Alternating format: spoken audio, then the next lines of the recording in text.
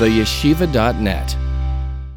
So 3 people walked into a bar, a rabbi and a priest and a minister. And the bartender looked at them and said, "What is this, a joke?" So three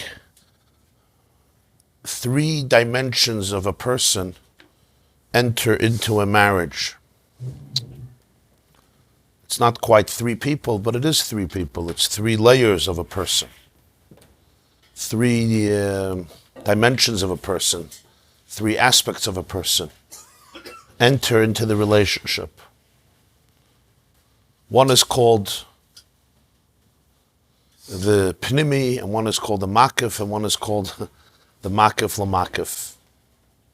And that's why by the Sheva Brachas we say v'hiskin lo mimenu binyan adei ad.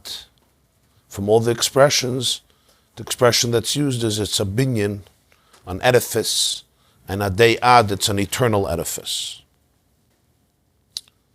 As I said as we explained in yesterday's Shir, the previous class, there's one level of a relationship that is not only conscious, but it's very much about the internal experience of every individual. A relationship that is molded and built based on a person's, personality, and character, and mindset, what you would, in spiritual language, you would call it, based on the eser sfiris of a person, based on the eser koiches, on the faculties of the human soul, intellectually, emotionally, functionally, how you see yourself. And that relationship is one that is built and cultivated from and within the structure of a person's self-knowledge and self-awareness. That's what he or she seeks in the other person, to complement, to fulfill, to be able to create camaraderie and friendship and trust, and hopefully a family and a bias, a home together, based on on who the person is and who the other person is. So these decisions are made very much based on what we call pnimi, the internalized light. In other words, how you see yourself in spiritual language. This is called mamala kalalma. There's a deeper component which is equally vital, and not just equally vital, but in many ways this is what sustains and guarantees the enduring quality of a relationship. It's longevity through thick and thin, through ups and downs, through the sometimes uphill battles of life and the downward spiraling staircases of life. What sustains its endurability is another dimension of the relationship. And this you may call ratzon, or keser, or soivav kalalman, or makif. And what this means in simple words, it's not so abstract, even if the words are abstract, it means, as we said, that there is a commitment, a will, a desire, a ratzon, just like by a person. A person has a will, and we explained there's a difference between the communication with the body that must educate certain limbs and organs. You can't become a dancer overnight because you want to be a dancer. And then there is the makif, that's pnimi, and then there's the makif, which dictates, it rules by will, and it warrants, it creates the submission and the surrender of those who are under the authority of that ratzon. In a relationship, that would mean there's a commitment, there's a will that transcends my own individuality. It's a desire, it's a commitment to the institution of marriage, to the relationship, to the entity called a relationship. There is a value, a sacred a recognition of the sacredness of the union and a commitment to it. This is not about me and my needs and my feelings and my experiences. It's not about you or your feelings or your experience. It's something that encompasses both of us. And you'll see an interesting thing. it's brought in Chassidus that the way we do Kiddushin is through a tabas, a ring. Halachically, pure halacha, you don't need a ring. The Mishnah says in Kiddushin, Ha'isha niknes b'shalosh drachim b'kesef b'shtaru b'biyah. Marriage can happen through one of three methods: money, or something that's of value. You can give money itself or something that's of value of money. Shtar is a document. And then there's the third, which is biyah, intimacy. So the Chachamim, Rav, the Gemara says, Rav mangid amanda mekadesh b'biyah. The third element, the sages discouraged for obvious reasons, because it's different things that happen. But the first two are completely fine even today. Yet, as the Rambam says, Nagu kol Yisrael lekadesh b'kesef u'b'shava kesef. The minhag is to embrace the first path, which is to betroth with money or something that's worth money. And then the Ramon Shulchan Aruch says that the minhag is to use a tabas, the ring. And actually he says that the source of this is Zohar. It's one of the places the Ramon brings the Zohar, the Kabbalah, as a source for halacha in Even Ezer, that the minhag is to use a ring. So the source for the ring is actually in Zohar. And the Ramon says, I think, Yesh al zatam b'tikunei Zohar, something like that. There's a reason for it in Zohar.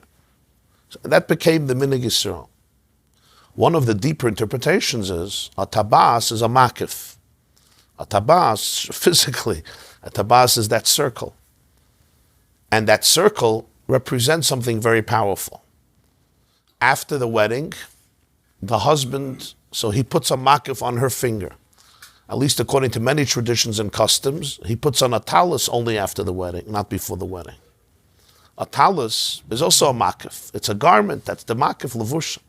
But it's different than other garments. Other garments fit exactly the human body. The talus, I mean, you have to get somewhat of a right size. You can't get a tiny talus if a person is larger. But generally, a talus is more of a makif, even within garments themselves. So he puts a ring on her finger. According to many traditions, Ashkenazim and so forth, he starts wearing a talus, but they're both under a chuppah. And the chuppah, the canopy over them, that encompassing roof over them, is actually, according to many poskim, what creates the nisuyin, what creates the ultimate marriage. Because as we know, there's two stages. There's kiddushin and there's nisuyin. Kiddushin is he places the ring on her finger and he betroths her in front of witnesses and they become legally husband and wife.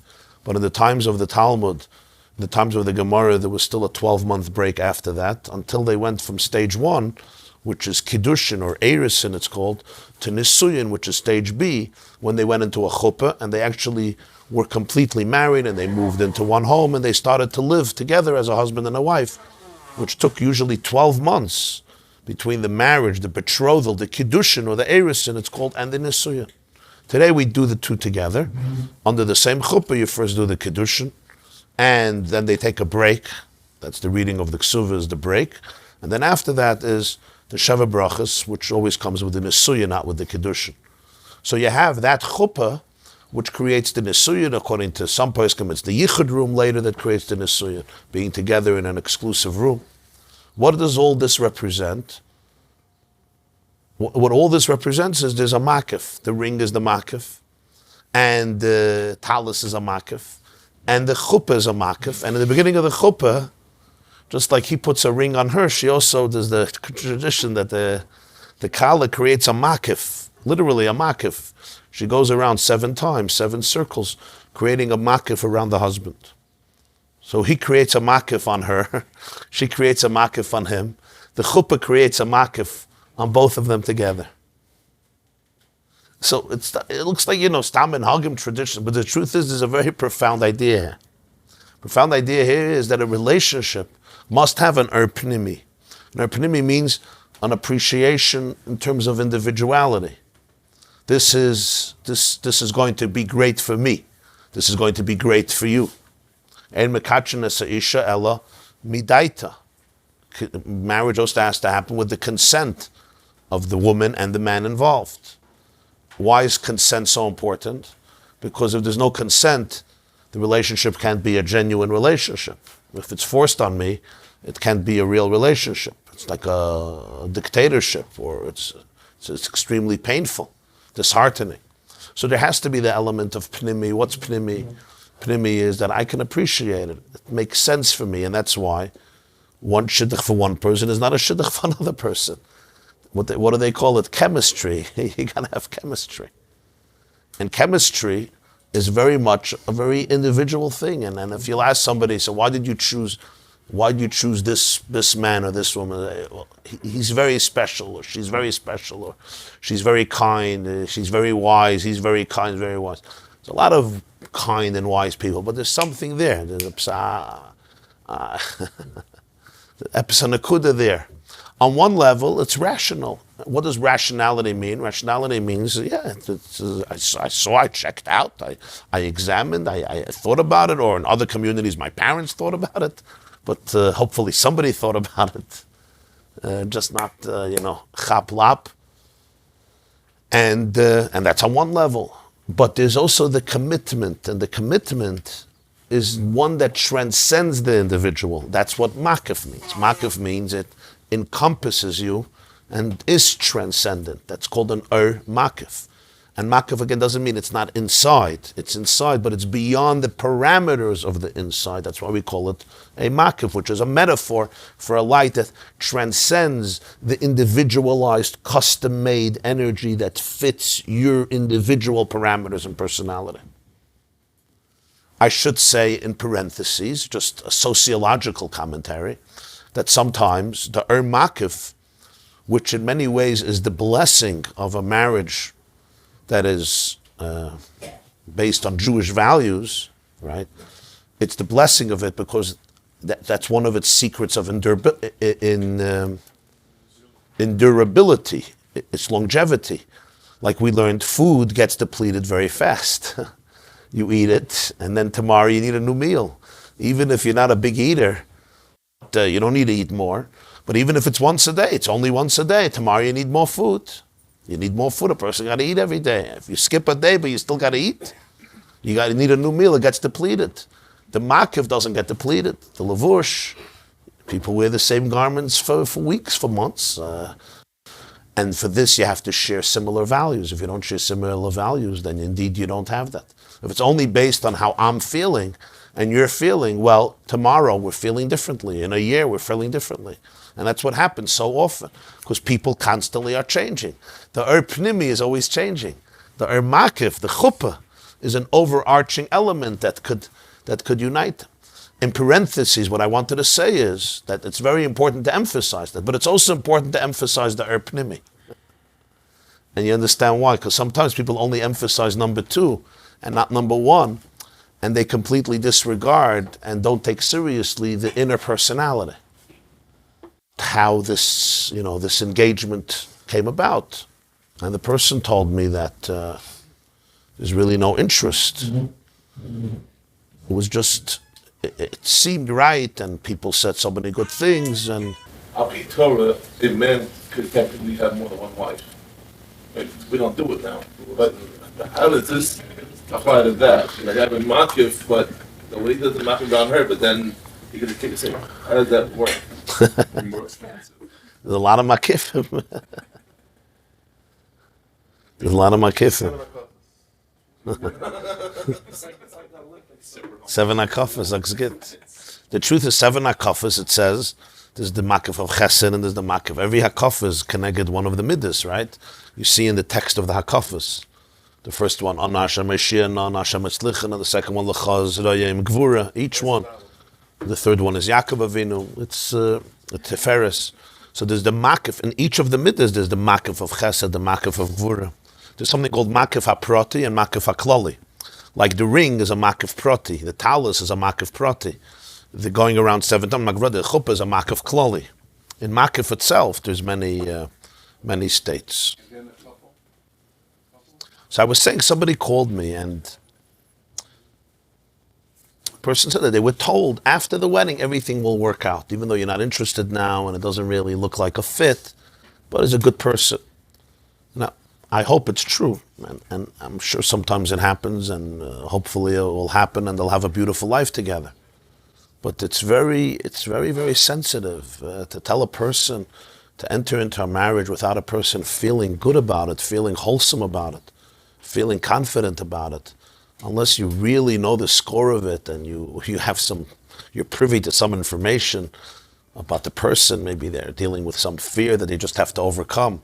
So yeah, there may be such situations, but generally speaking, it's important for a person, both a chassan and a kala, to be able to feel that this is the person I want to spend my life with.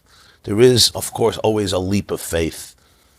Any type of marriage, any type of relationship, there's always the unknowns, and there's never guarantees in life, and people go through a lot of things. There's always an element of commitment, and if you live completely by rational calculations, maybe the whole thing doesn't make sense.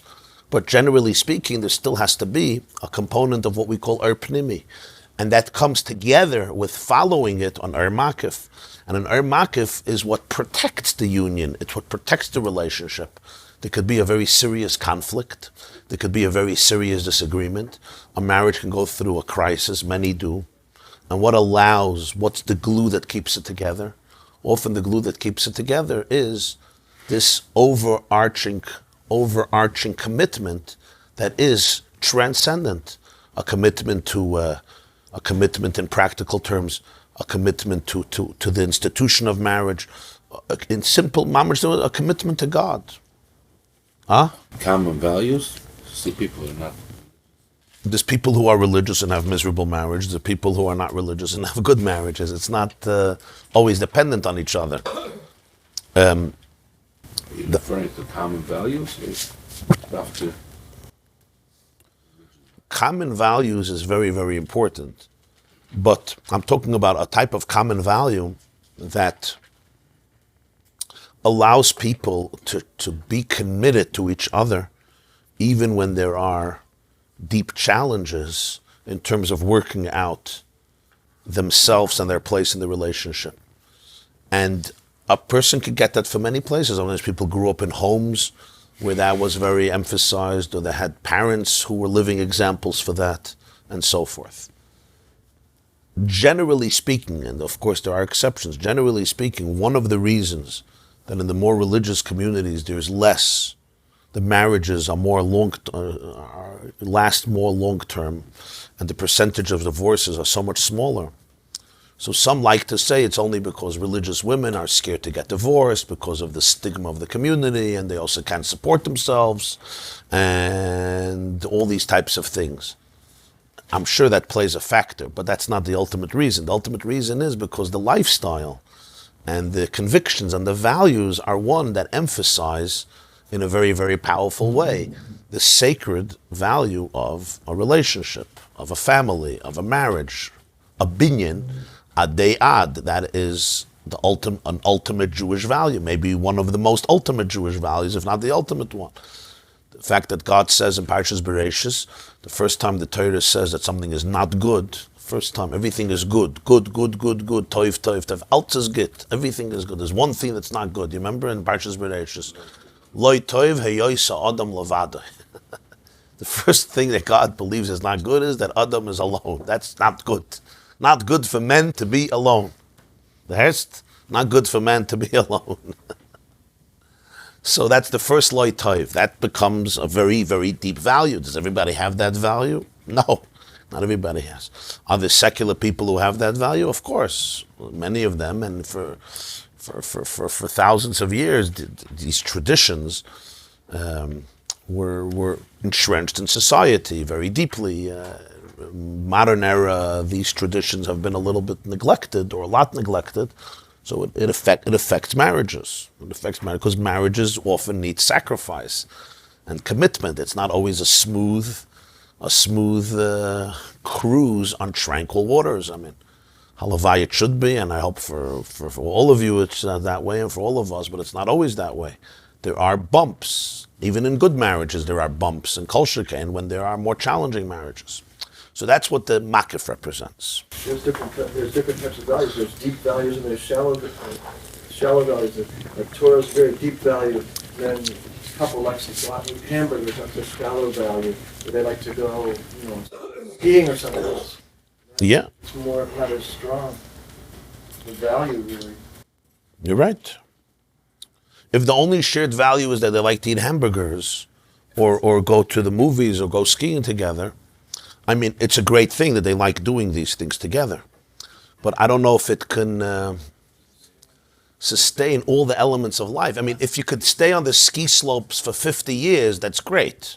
You know what I mean? And if you could be in the movies just for 50 years or eat flip hamburgers for 50 years, that's great. That's the plan. So when you're 23 or 28, maybe you imagine life like that. We'll just flip hamburgers and hang out in vacation resorts, which is beautiful. It's great. But then there is the work of building a home, and that's a whole different reality. Take out the garbage. Charlie, it's time to take out the garbage. Taking out the garbage is not so exciting. And then when children come into the world, life completely is transformed. It's about raising children, and that's 24 hours a day and everything. And what happens often is that the way people look at life when they're 26 is not the way they see life when they're 46. A lot of, I have a friend, his name is Daron Kornbluth. So he wrote a book on intermarriage. So he makes a very interesting point in his book. Very interesting point. Among the breakups in relationships, in America, in some places, 50% of first marriages end up in divorce. I don't know if that statistic is accurate. Somebody once said that 91.5% of statistics are inaccurate, right? So I don't know if this one is accurate, but it's certainly a high number. 82% of all Americans hate statistics. Very good. 82% of Americans hate statistics. It's a high statistic. Probably New York and Los Angeles, I would assume, is probably higher because of the nature of these cities. And I'm sure Kentucky and Tennessee, the Bible Belt's probably different. But so he wrote, but among Jewish couples, you have also a very high rate of divorce, more in the secular communities more than in religious. Although in religious communities it did go up the last few years, I think, significantly. Still not to compare, but it went up. And but intermarried couples, sometimes it lasts, but very, very often there's a lot of challenges over this. So he writes about it. And he's a very scientific type of fellow. He's not, by nature, he's a very scientific type of fellow. So he makes a very interesting point, and he says that most people, or many people, when they get married, they're younger. And he says, take a regular Jewish kid who grew up in a conservative home, or a reform home, or a very modern Jewish home, or a very traditional Jewish home, but secular. But he had a bar mitzvah, and there's community, and there's still a Hanukkah party in the synagogue. There's still Yom Kippur, of course, and a Seder. But when he goes to college or goes to university, there, the agenda is, I want to become an independent person. And I'm leaving my grandmother's cocoon to go see the world and to develop myself as a human being. And he said those years are the years when you drift away most from family, from community, from religion, especially in the world of university, which is based on open-mindedness, and sometimes atheism is celebrated in an extraordinary way, and religion is mocked and denigrated, and religious people are seen usually as fundamentalist nut jobs who an opium, right, who don't use their minds and don't use their hearts. I mean, this is a big conversation in many of the campuses, whether conscious, unconscious, blatant, explicit, or implicit. He said, and that's when you meet girlfriends and you meet boyfriends, and then at a later stage, at some point, today it's a little older, but whether it's mid-20s or higher 20s or low 30s, they decide to get married. He says, when the Jew and the non-Jew meet, they're both in a stage of life where the smallest interest is God, religion, home, community. They're young, they're handsome, they're good looking, life is long, endless opportunities and possibilities, no financial stress. They're completely in a different mode. And they usually meet. And he says, what are you? And she says, I come from a Catholic family, but and none of us believe. And what do you believe? Yeah, we do Yom Kippur, but you know how much that matters to me. So what's the big deal? Love conquers all. What's that expression they used to say? Love Love is blind, love conquers all. If you have love, you don't need anything else. Or you're going to somebody once told me, I'm going to let God mix into love. I'm going to let God interfere with love. Are you crazy? Some invisible, transcendent, monotheistic God is going to interfere in my romantic life. Explain to me the rationale of it. You know, you're 29. Why would you allow God or your grandmother's matzo ball soup or your great-great-grandmother's matzo ball soup, if they even had that, interfere with romance? Like, you got to be crazy. Yeah. So that's what decisions are made on. He says the challenge is, and this is very interesting, people get older, they have children. When you have a child, something comes out. Like you want, very often, I want my child to have a bar mitzvah. Why? Why do you want your child to have a mitzvah? Because suddenly you start looking at life, in a larger way a little bit, and you think about the later years, and you think about values, and you come closer to family, and you start understanding what your parents did and who your grandparents were. People's priorities and values open up. And he says what completely was irrelevant at the age 29, at the age 47, becomes a source of tremendous contention. She's like, I want him baptized. And you're like, no way, my son is not being baptized. I'm a Jew. I want a Christmas tree. No, I want him to have a menorah. We're not doing Hanukkah. We're not Jewish. We are Jewish.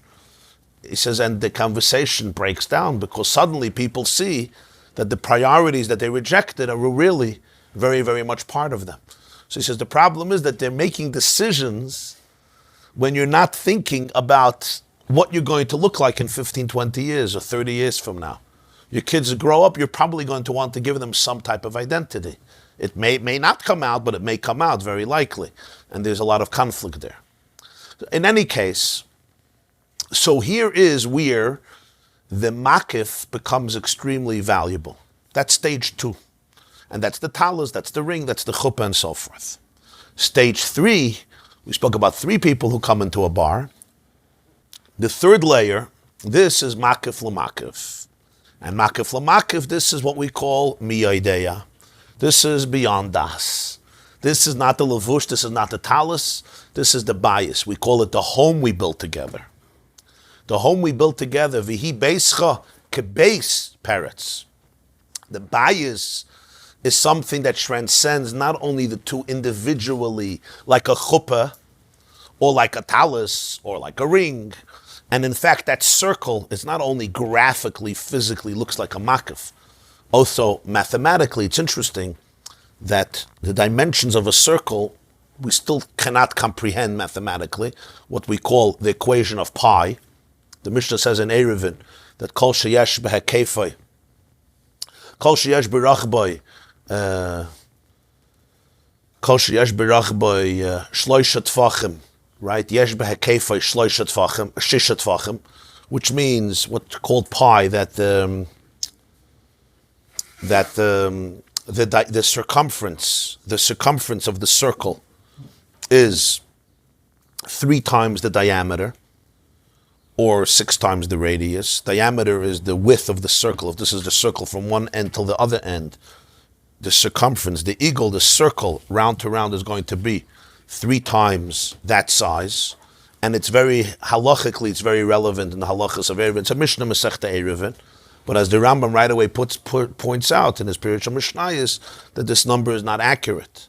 And in fact, they call it an infinite number because it cannot be measured. It goes on and on and on and on. It's an irrational number, it's called. It's approximately 3, but it's 3 point, boom, boom, boom, 1-4, I think, right? 154, and it goes and goes and goes and goes, and it doesn't end. Doesn't end. This represents, so it's not just a mathematical problem, it represents a concept of makif, which is by definition an inyan of bligvul, infinite. It can't be contained, it can't be grasped, and it's not rational. That's also the connection of the circle. So it's interesting how consistent it is. Is the 3 representative of the 3 ideas? There is. Could be, that I don't know. You get irrational numbers from many numbers. Why is it that like 3 points? So it's interesting that it's connected to the circle and the relation between the circle and that which is inside the circle. The circle is also like a mechitza. It's a barrier between that which is inside and that which is outside. It's almost like the circle delineates the barrier between what is inside its space and what is outside its containing qualities. But you can also have in a square. But in a square, the barrier itself is one that represents more limitedness. And the circle represents more a concept of infinity. No beginning, no middle, no end, no top, no bottom. You take the letter samach, right? Any direction, you turn it around. This way, that way, that way. It's going to be the same samach because it's a circle. You don't have that with other letters. Then you have the third component, which is the ultimate makif. The makif, lemakif, which encompasses both of them also. But it's not just a makif in the sense that it's a conscious rotzen. This is the relationship that happens on a superconscious level. So when the chassid makes a special simcha because he was Mekayim mitzvahs shikha, and he says, this I couldn't have never done if I planned it, this was rooted in a place that I could not plan, not because I didn't plan it, but because it's beyond that I, which is defined by plans. So here we open ourselves up to a real other complete component. And that is when I'm choosing my spouse, or you're choosing your spouse, she's choosing him, he's choosing her, right? Which dimension of self is making that choice? Did the Muslim tell you? Oh. So this is what Rava says, Bona chayu mezayna lav b'schus talia milsa, ela b'mazal talia milsa. That there's something that happens on a level that is completely beyond us. So you say, did I choose it or did I not choose it? Just like shikha, did I forget or I not forget? My superconscious self chose to forget. Chose to forget. And the reason it chose to forget was because there's certain things that I can access only in a place of forgetfulness, only in a place of absent-mindedness. My own das, my own perception would completely limit and filter the experience and the choice according to my own imagination, my own anticipation. Here on the superconscious level? What do you think?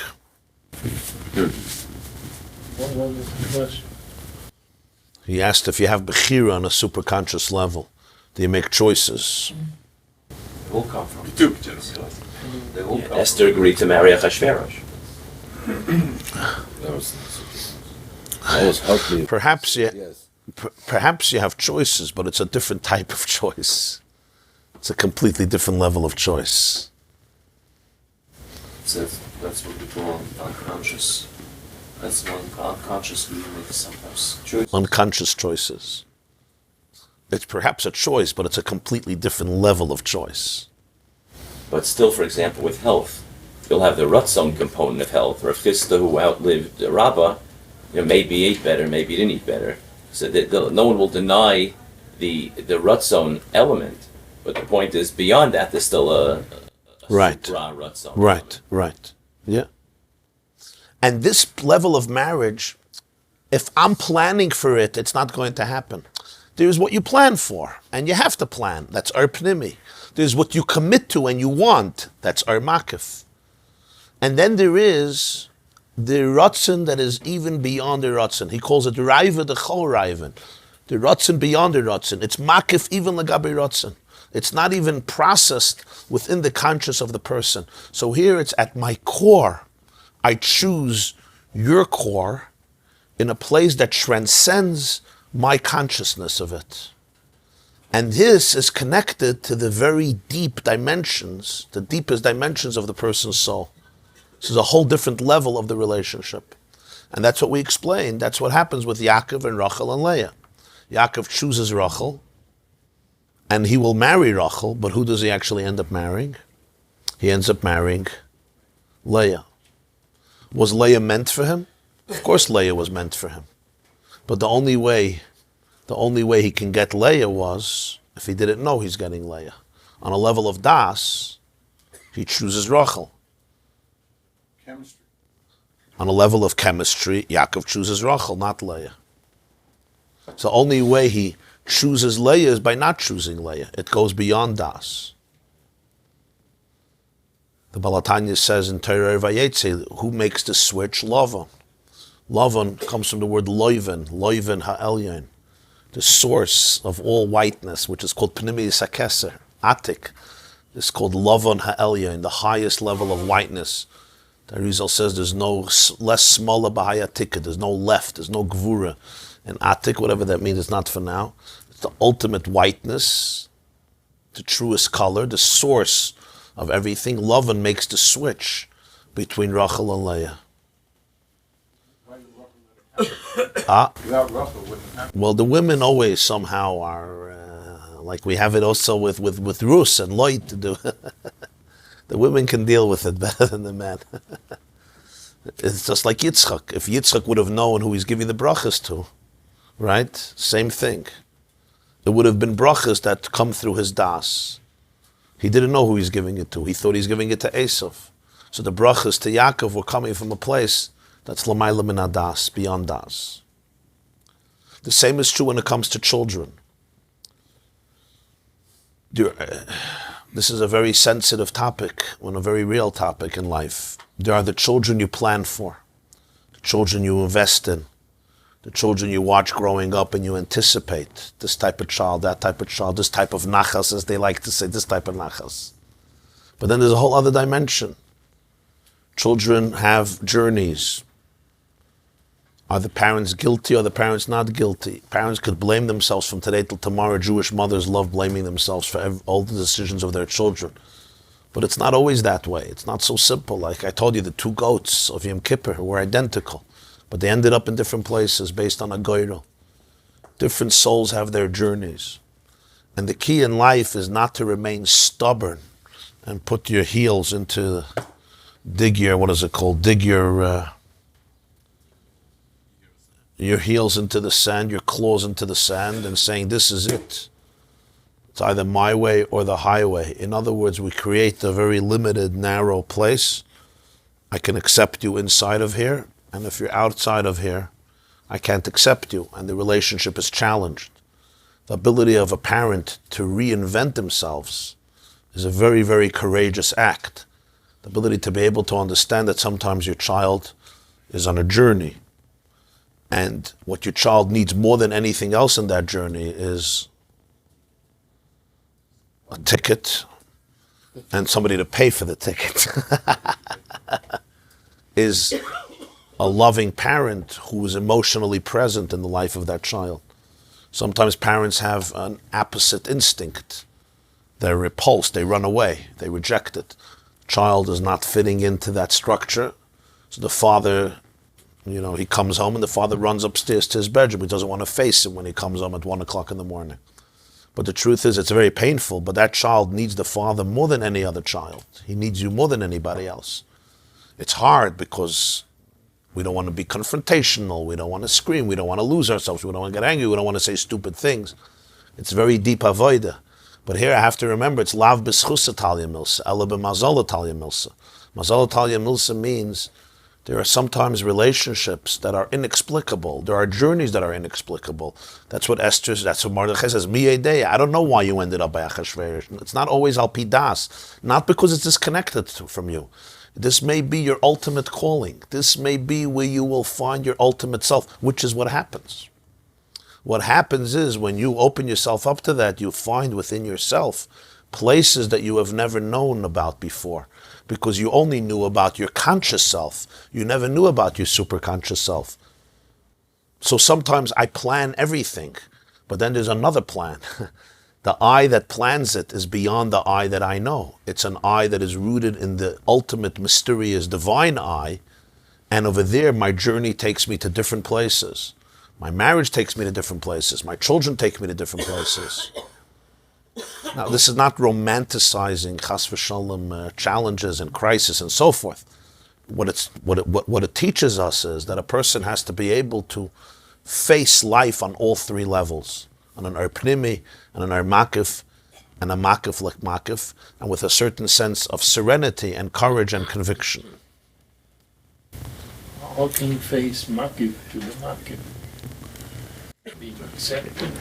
It's stretch. You have to stretch. The way the Jews accept the Nasa v'nishma. That's what we said. That's what he said that we did. That's really what Nasa v'nishma means. That's what he said. He said nishma is what? Is shmiya, right? Do you remember what he said about nasa and nishma? The two crowns? There's the crown of nasa and there's the crown of nishma. What's the difference? There's the makif of nishma and there's the makif of nasa. And he says, what's nasa? Bittul haratzin shemevatel daitoi uritzoinoi legamri. That's not nishma. Nishma is also makif. Nishma is not just the pshat I'm going to understand. Nishma, he teaches, I'm going to listen. I'll follow you. Like what we say, I'll do. But nasa is much deeper. It's two separate crowns. There's the crown of nishma is the crown of makif. Chitzoni is hakesser. The crown of nasa is the crown of primi is hakesser. The first parsha of Kriya Shema. Not b'chol levavcha, b'chol nafshecha, b'chol moedecha. And the second parsha, which is v'hoya im shamaya, the Gemara says, ein oisin ritzoyner shel makom, because there's missing b'chol moedecha. So what's this nasa? What is it? He calls it, he says, shemavatel daiti ritzoyner legamri, bittul haratzon. That's what he learned before. Bittul haratzon l'mayla me'adas v'aseichel. This is makiv de makiv. This is raiva de raiva, and this is the second keser. And it's called, without it, it's called ein oisim ritzoyner shel makom. What does this mean? What it means, I think, I can't tell you what it means. If I tell you what it means, it's probably not that. But I think at least one aspect of the way I understand it, and I guess saying I understand it is already not that, but at least some level of it, is, what does it mean? Mevatel daiti ritzoyner legamri. Bittul ratzon legamri l'mayla me'adas v'aseichel. I'm going to try to be very practical about this. We have a mindset of how life has to work. You know, who I am, who my wife is supposed to be, who my husband is supposed to be, who my kids are supposed to be, what life is supposed to look like. And then, frankly, it doesn't turn out that way. And there's two different reactions. One reaction is I stubbornly hold on to my territory and I make everybody conform. And if they don't, I have to emotionally alienate myself from all these people. Or I become a very bitter or cynical or resentful or angry human being, right? Sometimes I run around for sgulas and I run around for people to help me and for guidance and this, but I'm not ready for the deepest guidance. And the deepest guidance is maybe you could take your das and take your ratzon and actually completely suspend it. And it's a very, very difficult, challenging moment. And this is the pchin of chayiv inish l'psuma b'puria ad the loyada, and it's really hafla v'fella. Mordechai says, mi yoideya. We look at it as a little line in the Megillah. And what's the whole Purim? Ad the loyada. What's that ad loyada? You got to get drunk? Just drink till the point that you're drunk and you stand on the highways and you stop the cars and there's vomit all over the place. The people who look at Purim that way are not taifas. The Mohus Purim is the deepest Yom Tov. It's deeper than Yom Kippur. What's so deep about that teenagers get drunk and can smoke legally and walk around drunk? That's the chitzonius. That's like everything. It's just the Purim is very deep. It's the pchin of Ad Loyada. And what happens by Purim? It's a second Matan Torah. Kimu v'kiblu. They redid Matan Torah. That's what the Gemara says in Shabbos, right? What happened by Matan Torah? Nasa v'nishma. So Purim, which is the second Matan Torah, is also Ad Loyada. The first time around, the Gemara says Parcha nishmasan. The souls flew out. Purim, there was a similar thing. It's a nice word, but how do you suspend your das, especially when it's in the level of shloimim? Not only that, but the Gemara uses kimu v'kiblu. That's when they were makabel it, not bal karcha. That's when they makabel it b'rotzah. The first phone call. Even deeper. Chassan and Kala, that was the first Matan Torah. Kafalem harkegigis. Kafalem. Okay, let's hope there'll be a Purim. Let's hope there'll be a Purim. So Reb Shlomo wants to know, all's good, it's all nice words, yeah? Aber was wissen praktisch, yeah? What are you supposed to do? First of all, you have to take a deep breath. Maybe a few of them. I told you once the Maisa. At one of the weddings, at one of the Balatanya's grandchildren's weddings, there was a batchit. He was a Chabad chassid, and the Balatanya was there, and he had to do batchanas, say some wisecracks. But he was very embarrassed because the Alter Rebbe was there. So he took a little, vodka to loosen up. But But he was a deep person. So he turns to the Alter Rebbe, and he says, I thought about it, and I discovered that the difference between you and me is not that great. Everybody thinks, yeah. I realized this, he said in Yiddish, the difference between us is pretty small. So everybody was quite, shocked. What did this guy come up with? I have to say it in Yiddish and then I'll translate. He said, Herr Rebbe, was ich weiß, weißt ihr euch. Yeah. What I know in life, you also know. Was ihr weißt nicht, weiß ich euch nicht. What you don't know, I also don't know. Elamai, was ist der Chilik? So what's the difference? Da Sachen, was ihr weißt, und ich weiß nicht. There's a couple of things that you know and I don't know. What you don't know, what I know, you also know. What you don't know, I also don't know. There's a couple of things that you know and I don't know. So what's already the big difference? So you might say, well, those couple of things are not a couple of things. There are a lot of things. So he said, Aber Rebbe, was ist der Erech? What's the comparison zwischen dem, was ihr weißt, und das, was ihr weißt nicht? What's the relative value between that which you know, and that which you don't know? Mostly the same. Huh? Or mostly the same. So what's already the difference between us? So I saw the word a long time ago, but I saw in one of Reb Melech Biderman's Koiftzim. So I saw in one of that he brings from another source, which I didn't see, that when he said this last thing, the Alter Rebbe started to cry. That how could you compare that which you know to that which you don't know, to the Ein Sof, which you don't know? That the word of the Batchan. It's not such a it's not such a Batchan as this. And the Alter Rebbe was so moved by that word. Not just it was smart, but also the depth of it. What is the erech of everything you know, legabe what you don't know?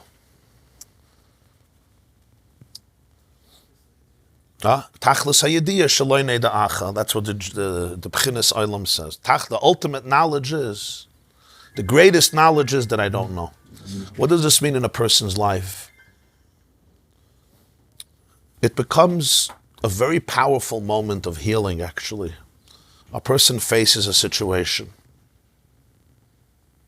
and can truly say, Mi yodeya. And I could be fine.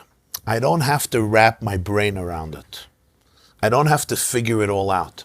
I don't need my mind, my conscious mind, to be in control. I don't need my conscious expectations to be in control. I can say to myself, I am suspending everything I know. Everything I feel, everything I planned, everything I orchestrated, everything I want, to the truth, to the ultimate truth of what God wants, which is the ultimate truth of what I want. And that means no ego, no arrogance, no vanity, no egotistical expectations, what it has to look like, what the family has to look like, what it has to be like, what it has to turn out. All that I have to send out the window. It's not easy, because I may have built a case for 45 years, It's like somebody writes a paper. The Gemara says about Shimon HaMsoni. His whole life he dedicated to explain S. The S's, every S in Chumash, and then he hit Es Hashem Elokecha Tirim, Parshas V'Eschanan. He was reaching Nobel Prize. Parshas V'Eschanan, just a few parshas to go. And what did he do? Boom. He tore it all up. It belongs in the garbage. Kishem shekebalti schar la hadrisha kach akabel schar la prisha. What does that take in life? Why? Because it's not true. Not true. And Nasa is that type of commitment. It's not nishma. Nishma means I'm going to listen. I'm committed, which is gewaldik. That itself is makif. That's keser. Nishma is higher than pnimi. Pnimi is what I understand.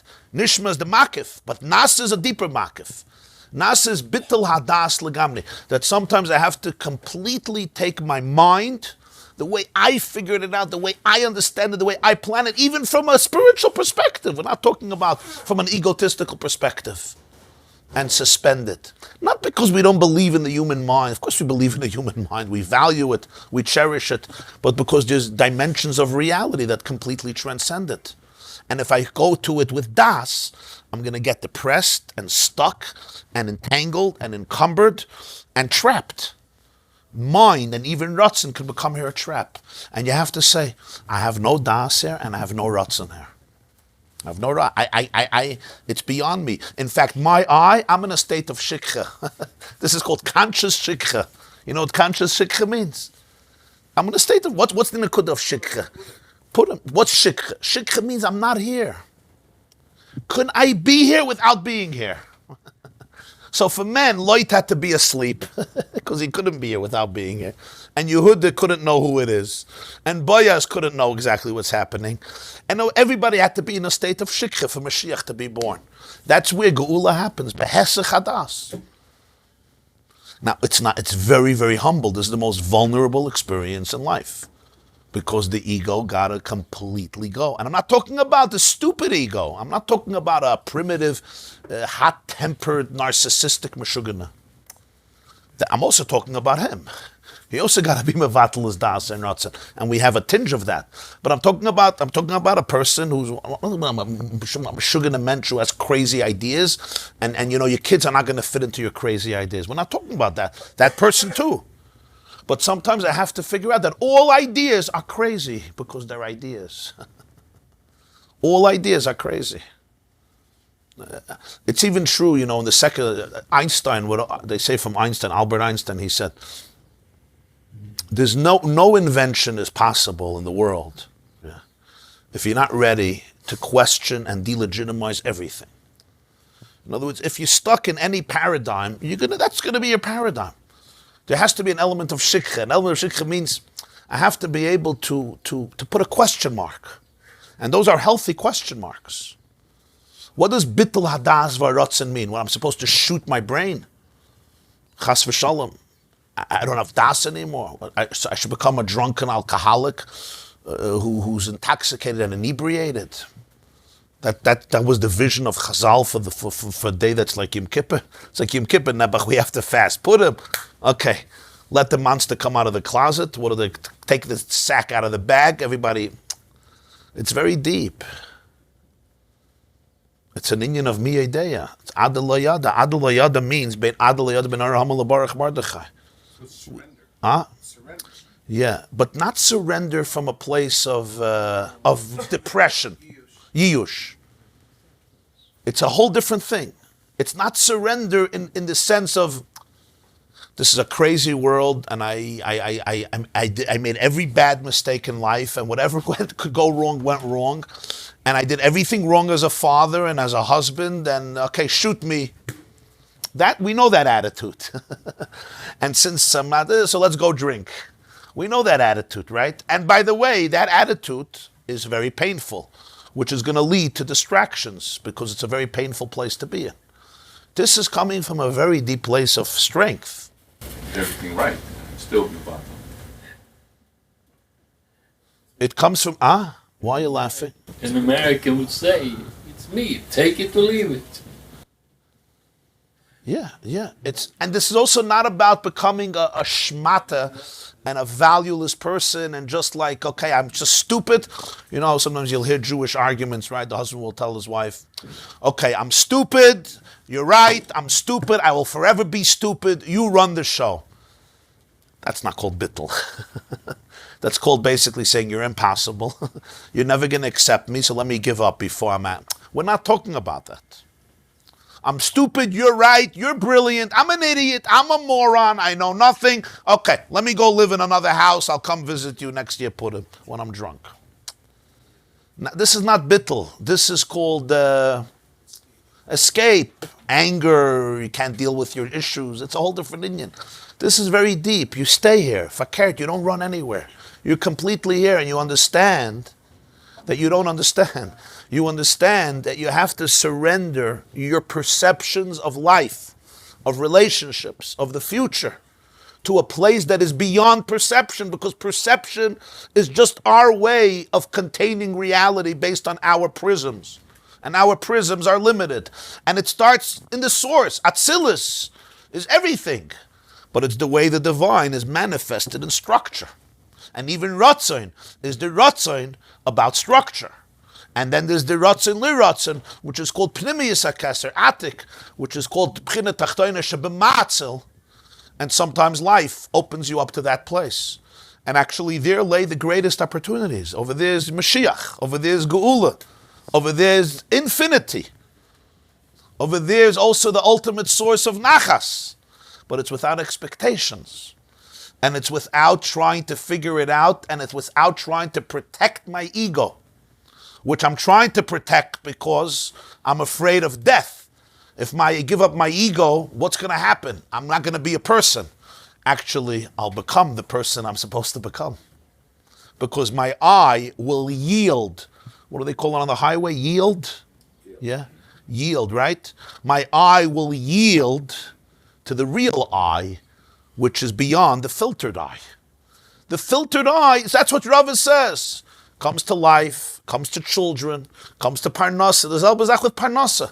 What people go through with Parnasa. I don't have to tell you, a lot of seasoned businessmen sitting here in this room.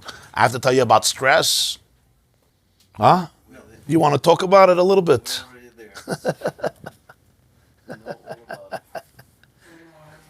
So Rava says a gewaldige word. Not mazol, you have a bad mazel, you're a nebach case, go, I have nothing to do for you. Rava is saying that there are journeys in life. There are journeys in life that are so connected to you. It's beyond what you chose with your conscious self, because that which you choose with your conscious self is never at your core. It's much deeper. And what that means, when you see it, the last thing you got to do is run away. This is where it's at. This is where it's at. And it doesn't fit in. This is shikha. Put away your das, put away your ratzon. And here you will find you may find your ultimate light, your ultimate redemption. Dr. Michelle, you understand? Okay. Then you could leave. You talk about Parnasa, you can't deposit it. Huh? You get the Parnasa, you can't deposit it. You need to make it a pay. I didn't say it was you should be wholehearted before Hashem. Tamim tiye im Hashem Elokecha.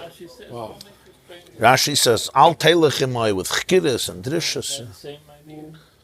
I think it's part of it, yeah. Nasa v'nishma. Nasa is pnimi yisakasa, nishma is chitzoni yisakasa. Nishma is, I'm committed to your will.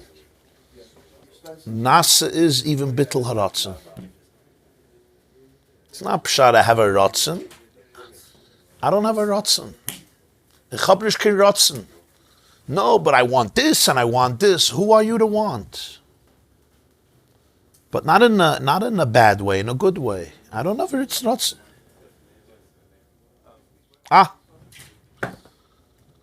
אתה תופס מה שקורה פה? דברי אלוקים חיים, Because I left running the operation. wer läuft da weg? Tom läuft da weg. Did a great job. Was kann sagen? Yeah. You're not allowed to run away. You have to stay. Ich habe es verloren so. Yeah. Yeah, that's what shikh is. He really wants it. But the only way he can get to it is through this. And whenever life hits us in that way, we have to remain there.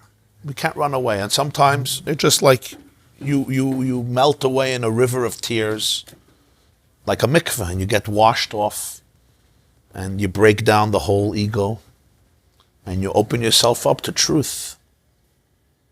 Story you said that really lost me. Emisse Yiddishkeit, huh? His whole life, yeah? The story you said the whole master about The Japanese. Yeah. the new Sache, das alte Sache. Es ist nicht eine neue Sache, ich hab's erzählt letzte Woche. Ja, sie muss verzeiht andere Woche. Ich denke nicht, dass ich es erzählt.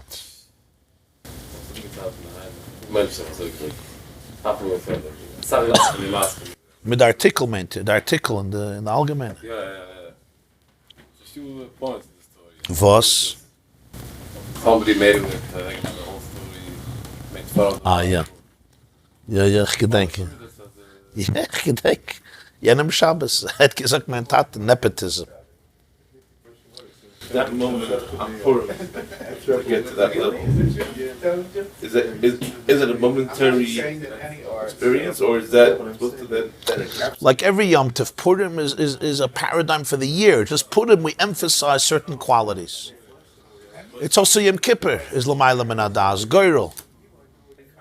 You know what the Balatanya says, how Hashem forgives the sins on Yom Kippur? How can He forgive a sin? He said, don't do this, and you went and did it. It's not a small thing. How does He forgive? The Creator of the world said no. You said, I don't care, I'm doing it. He said, you have to go to a place, L'mayla min haratzon, in Him also.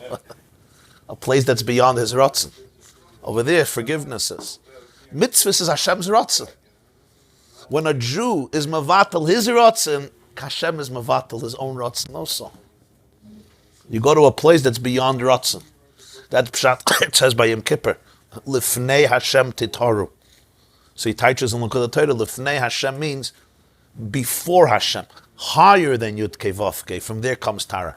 Yud Vavke is Yud is Chachma, Kaitzer Shel Yud, on top of the Yud, there's a little, the Yud in the Sefer Torah, there's a little line going up, a tiny, that's called Keser. That's Yud, and then Hey, and Vav, and Hey is Keser, and Chachma, and Bina, and Midas, and Malchus. Lifnei Hashem titaru. The Tara comes from beyond the Ratzon. When a Jew is mavatal his Ratzon, so Kavayachal Hashem is mavatal his Ratzon. In other words, the relationship goes to a place beyond Ratzon. That's what real forgiveness is. If somebody really betrayed me, how can I forgive them? People ask, how can you forgive people? Is forgiveness possible? Real forgiveness happens when the two people could connect on a level that's beyond Ratzon. That's where real forgiveness happens. So you let that person know that I want to give you as much forgiveness? Yeah, you could. I think it's important to share with people our resentments. Yeah, then it's even more important. If your brother, your sister, or your nephew, or your child, or your wife says something and it hurt you, you're not supposed to carry it around. You have to talk to them about it. If they can't handle it, they can't handle it. But you could maybe do it in a way that they could handle it. You gotta be ready not to deny it. They may deny it. They may deny it. Yeah, you have to be ready. Yeah, you have to go to a therapy session before you speak to them, or come to a Shir at least. So meditation to quiet the mind is that part that helps you to practice. So all the meditations in the world don't touch this mimer. This mimer is deeper. You understand? All the meditations in the world don't get close to this mimer. They're all the hachana. It's good. Meditation is good. It's a hechsher. At best, it's a hechsher. Huh? But here he goes much deeper. Can you address one thing? Because there's something as Madas, and there's maybe Lamata min adas. Yeah, you got to be careful. a lot of people go to, let's say, even some yeshivas, and they take their das and put it in the Yeah. contract, and they mekabel everything, Yeah. But this is the opposite. He's asking, what's the meaning of Lamayla min adas, Lamata min adas? People go sometimes to certain yeshivas, you're saying, and they're encouraged to throw away their mind and stop thinking and just accept everything. And they become like robots. and then they have a conflict later on in life. And then they come back and they meet their mother, and their mother is not really so Jewish, and their father is not really so Jewish, and so forth. Yeah. There was a boy who came to see me, and he was in a very nice yeshiva for like 9 years, a very prominent yeshiva. And he has allowed a challenge. And I said, what's the problem? And he said that he just realized that in that yeshiva, he was beheaded, meaning his mind was detached from his heart. Like emotions were not part of the equation. But this is the exact opposite. Lamata min adas means a person is encouraged not to think, not to use their mind, not to use their faculties. it's a place of judgmentalism. Everybody becomes bad because they don't fit into these paradigms. It's a place of narrowness. It turns you into the narrowest person possible. You become a fundamentalist zombie. L'mayla min adas in Likkutei, you become the most expansive person.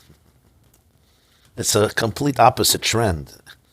It's all beyond that. It's all beyond us, but saying lamata min adas, you become a very narrow, like you see, you can't speak to the person unless you completely conform to their one-dimensional mindset that they've been indoctrinated with. You can't speak to the person. It's a place where we shut down our critical thinking, where we don't believe in expansiveness of our own consciousness and certainly expansiveness to let other people in. It becomes a very judgmental and narrow way of looking at the world. And if somebody asks you questions, you get angry, you get upset. And it's like this, you build up this fake arrogance from being in a place where you're in a comfort zone where everybody agrees with you. So I think it's the exact opposite. What we're speaking here is you use your das and you appreciate it and it's a gift. But you don't allow your das to limit you from experiencing the infinite grandeur of the cosmos. Let's talk about it in science. One of the greatest mistakes that scientists do is they conform the grandeur of what they're observing to their previous paradigms. What's the greatest challenge of atheists? If they can only not believe, but open yourself up to the infinite possibilities of a mystery that eludes you, that's good science. Don't reach conclusions, but with humility say, wow, and how did that Big Bang happen? Don't just say, it's not our job to discuss what happened before the Big Bang. Okay, it's not your job, but why don't you open yourself up to the craziness, to the insanity of it, and say, maybe there's like, in other words, you wanted to create a humility that expands you. Huh? Afraid that they might realize that they were wrong. They're afraid. It's also They might realize they're wrong. there's also an element of understanding ourselves, and they believe that. Invented, let's say, language of fiction. I understand you. Right. No, I'm not saying we shouldn't be critical thinkers. My point is, we shouldn't take insane, powerful truths that we're observing and compress them and conform them to fit the boxes that I created. L'mayla min adas means giving myself the freedom of experiencing the grandness of life that eludes even my imagination. I think that's the definition. Giving myself the freedom to experience the grandness of infinity that is beyond me. But it never competes with structure. It never competes with the mind. That which is lamata min adas will always mock the mind. That which is l'mayla min adas will not mock it. It will encourage it to reach its ultimate potentials. And then it will say, okay, great, and now there's one step above. Well, that's what nasa v'nishma is. Nasa v'nishma means that I want to open myself up to your ratzon. I don't want anymore. Not because I don't want, of course I want, but now I'm going to touch a place where I don't want. Because I know that what I really want, I don't want. Because what I want is that which was filtered. And what I'm saying is that there's an intrinsic danger in that path of, they say, okay, I don't know. Okay, let's fly somewhere and start imagining. And then people imagine, God forbid, things which has nothing to do with reality. Nothing to do with proper. Excellent. Excellent point. This is dangerous. That's why you don't start off with this. You don't start off with this. It's not olive base. And then you want to just to go beyond that. That's why you always need your mind. You always need your mind to know if this is manipulation or not. You always need a mind. A person always needs a mind. That's true. You always need a mind, and you always... Yeah, you're right. You're right, 100%. But we all know we all know when we're open to this question of, am I being manipulated? We all know after some point, when somebody is teaching you things that resonate in your deep place, in your deepest places, and bring out the best in you, the most productive in you, the deepest truths in you, or ultimately at some point after manipulation, a person wakes up in the morning, looks in the mirror and says, a piece of me has been abducted, or a piece of me has died. Manipulation comes to the fore. When a person gives up of themselves to a manipulator, it comes out. And if a person remains completely honest and open to that, they'll see it. I think. Rabbi Miller makes the point of, I think I've heard that from nowhere comes my help. In other words, the person is out of lose. Yeah. Really out of lose. That's when that Me'ayin Yavai Ezri. You know the Alter Rebbe's taich, huh? The Alter Rebbe taich Me'ayin Yavai Ezri from ayin. Unbelievable. Me'ayin Yavai Ezri, from ayin will my help come. Huh? From ayin, yeah. Which means from nothingness, but it's not really nothingness, it's everything. But from a place that I call ayin, meaning it's not tangible. I can't identify it. Huh? what they call the third eye. The third eye, so to speak. The ayin. The eye becomes yin. Just to use your poetic qualifications. And the Balatanya teaches, that's what Rabbi Yochanan meant, Ein Mazel Yisrael. When the Gemara says in Shabbos, Kuf Nun Vav, Rabbi Yochanan says, Ein Mazel Yisrael, Balatanya says, you could read it, Ayin Mazel Yisrael. The mazel of Yisrael is ayin. Meaning it's a different type of mazel. It's not the mazel of, the ayin is the mazel of the Jew. And of course the ayin is not fixed either. So the real mazel of Yisrael is rooted in ayin. That's the mazel. And that's the point here. It can't be manipulated. Right. So it means that it's not that there is no mazel, there is, and it's ayin. Ayin Mazel Yisrael. Which means Ein Mazel Yisrael. It's the Ayin that's Mazel Yisrael. Whatever it means, I mean, it's him. Huh? Yeah. The Ayin is Mazel Yisrael. That's like the Makif L'Makif, yeah. Yesh Me'ayin, yeah. Yesh Me'ayin. Good. So you understand the difference between the Matam and Adas, Lamaylam and Adas? So unconscious actions are... I'm trying not to create myself another trap. That's very good. That's very good. Yeah. So our conscious mind is the one that's actually blocking the superconscious. Yeah. Our conscious mind blocks the superconscious, and that's why we have to say Nasa v'nishma. People think Nasa v'nishma is like a repressive thing, like I'll just do, you don't understand, I don't care what you understand, just say Nasa v'nishma. We do, and then if we have time, we'll learn. The Alter Rebbe is saying something much more profound. Nasa is actually the ultimate liberating thing a person can do to themselves, because the conscious mind blocks the superconscious mind. That's why we have no access to it. Because the conscious mind insists on filtering everything through consciousness. Nasa you can do with Decha, with mind. So Bechol Moedecha is with the Ma'oid, that's part of Nasa.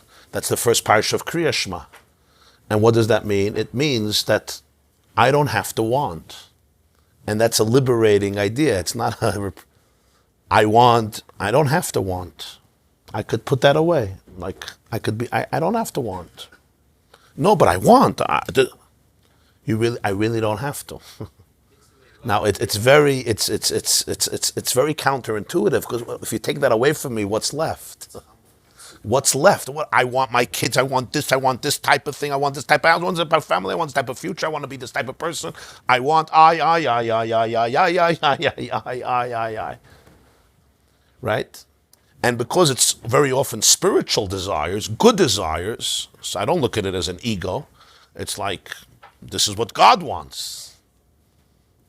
But really, to know what God wants, I have to stop wanting.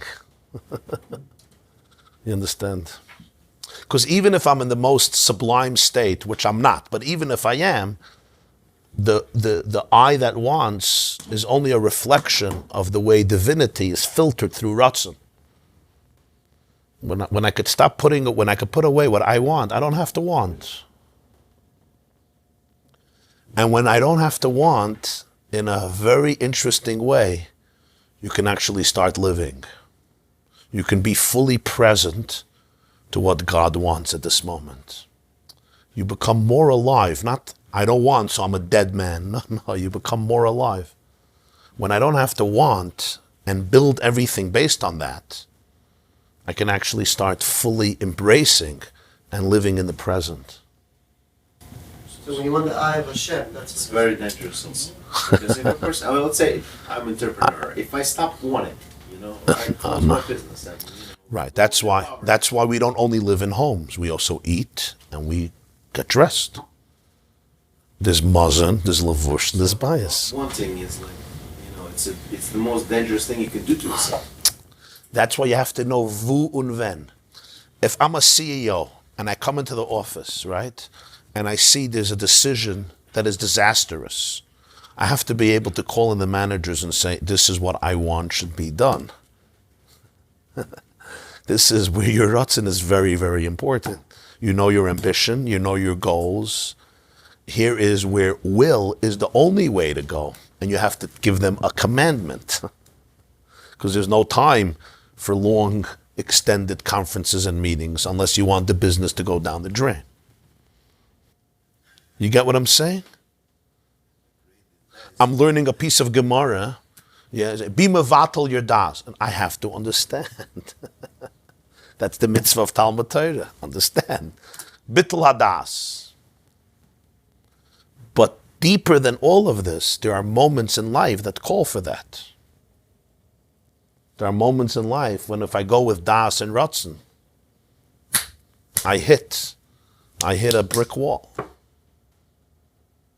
And even in moments when I need das and ratzon, I have to know that they have to be open to a truth that is beyond them, even when I need it. So it's never either or. We're not talking about canceling out pnimi and makif at all. On the contrary. I got an email from a woman. Stam, I just want to mention this in relative. She wrote to me that she went, a very spiritual person, and she went to every conceivable guru that you can imagine. Every type of healing and every type of meditation and every type of energy healing and every type of acupuncture and different types of transcendental meditation and energy work and this work and that work. What she heard of, yeah, and she's researches, smart lady. Must be Russian. Your mother is your mother, but this is another mother. A very, very profound person. And anybody she could find, she went to. China, with India, with the Far East, with the Near East, with the West, and seminars and workshops and books, every type of conceivable form of healing, spiritual, physical, emotional, intellectual, etc. And she says that ultimately after 6 months, a year, 2 years, she was disappointed by most of them. Sometimes she gained something, no question, and certainly there's knowledge in this. But ultimately, nothing brought her back to herself. That's what she wrote to me. It takes 3 years to go in. Okay. She went and she went. So she writes to me that she started to listen to the classes in the morning in Likkutei Torah. And she heard the language and, okay, here we go, another trip. So she wrote, another trip. When is the bubble going to be burst? Yeah, 6 months, 7 months. She's been listening from the beginning. She wrote, she was waiting, when, here we go, another spiritual language, we know it. Ultimately, at the end, everybody just wants your money. your money and your heart and your soul and your loyalty and your commitment.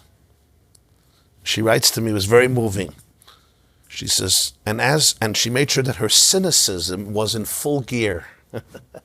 And all of her antennas were up because she was hurt so many times. So she made sure to be sensitive to the slightest, to the slightest sheker. And here I hopped. Yeah. And she says, as she started to learn, every mimer that she learned, in an inexplicable way, brought her closer to herself, closer to herself. She felt more alive, more conscious, more alert, like somebody who's actually completely there for her. And she said at some point she realized that Titus emes, divrei Elokim Chaim, and the greatest mistake she can do is keep up those antennas that just make her suspicious and don't allow her to absorb it. And then she said, I made the most conscious, deliberate choice to surrender completely, because I knew that by surrendering, I will be protected. And Mamish, like a child, she's like a child, right? Who knows that the mother will not drop the child, and the child can just fall asleep in the arms of the mother, not worrying that the mother will say, I'm not interested. And the child is as calm as it gets and as trusting as it gets. And she wrote to me that Alter Rebbe allows you to become that child, fully alert and yet fully trusting. And you'll never ever feel anything but the truth of Ein Sof being communicated into the world and into every person according to their capacity. So you see here right away the difference of Lamata min Adas and Lamayla min Adas. Lamata min Adas is I can't be critical, because if I'm critical, I may see the truth. So I teach myself, or others teach me, don't be critical, don't think, don't discuss, don't explore. Somebody asks questions, just call them an apikairis. And you don't ask, don't tell. Yeah, you're very good. And that's a great defense mechanism. I had a friend once in a very serious cult, and he once told me that he's not allowed to speak to me anymore. I said, why? So the guru told him that I'm too brainwashed, so I can't absorb the truth. I said, maybe the guru is afraid that I'm going to ask you questions that you won't be able to answer, questions on his philosophy. He says, no, it can't be. I said, why can't it be? He's human, I'm human. Maybe I'm wrong, maybe he's also wrong. So I'll ask questions, and you'll ask questions, and let's see. You're an intelligent kid. He said no, and he wouldn't speak to me anymore. He cut off his ties with me. We grew up together, and he went into a cult. He got abducted emotionally by a cult. It was very obvious. He was taught, yeah, no, not a Jewish cult, a huge cult in Philadelphia. And it was very obvious. The definition of being in a cult means you cannot speak to people who have different opinions, because they may plant seeds of heresy, quote unquote, in your life. That's classic Lamata min Adas. The moment you see people being discouraged from exercising their individuality, their critical thinking, the moment people are terrified of exploring something, the moment they have to dismiss you instinctively, not based on reason, but based on, I just can't deal with you, you just have to be suspicious within yourself. What has this done to me? So it's both ways. Somebody who's acting this way, and somebody who is, let's say, a missionary. Yeah. All encompassing. Yeah. When I would lecture a lot, there would be missionaries sometimes who would stand up and start preaching, the vision of the gospel and this one and that one. So I once asked a friend, a senior colleague, his name was Schwartzy, Shlomo Schwartzy, from UCLA here, and he passed away. Rabbi Schwartzy from California, yeah. So, he was in the 60s and the 70s, he dealt a lot with these things. So I asked him, what do you do? So he said that when he's lecturing in California, UCLA, there were a lot of Hare Krishnas, or Jews for Jay, or different chevra, and they would get up and they would start preaching. They had a vision and a God, etc. Huh? He was on Bruin 1. He had his little my wife is it UCLA. By Schwartzy, yeah. So he said that what he does is he learns from experience. He looks at the person, and their eyes fixed for 30 seconds, and he doesn't say a word. He just stares down at the person for 30 seconds. And then he says, God told me not to talk to you. That's it. And there's nothing to argue about. It's like, you see visions, I see visions. God told me not to talk to you, that's it. And there was nothing to say, and everything was silence for good. You know, so when people are operating on that level, it's like there's no barometer to say, maybe you're crazy, because I shut down everything. Now, you could use these Maimorim and say, yeah, you have to shut down Das, but it would be very dishonest, right? Because You think he said that to them? Or yeah, he would tell that to them. That's how he would interrupt.